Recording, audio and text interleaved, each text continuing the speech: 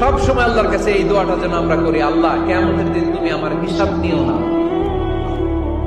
আল্লাহ তুমি আমার বিচার বসিও না, আল্লাহ তুমি দয়া করে আমারে মাফ করে দিও। আল্লাহ যার বিচার করবেন ও জাহান্নামে যাবে, আর যার বিচার করবেন না সে জান্নাতে যাবে। আল্লাহ যদি বিচার করে আর পাই টু পাই হিসাব নেয়, নামাজ পড়লি না কেন, রোজা রাখলি না কেন, মিথ্যা বললি কেন, খাদ্যে ভেজাল দিলি কেন, মাছে ফরমালিন দিলি কেন, যৌতুক খাইলি কেন, ঘুষ খাইলি কেন, উল্টাপাল্টা করলি কেন, জিনা করলি কেন, একটার পর একটা প্রশ্ন বানে যদি সেই ভয়ঙ্কর দিনে আল্লাহ আমাদেরকে জর্জরিত করে, আমাদের কোন উত্তর আছে? সেদিন আমাদের বাঁচার কোন উপায় আছে?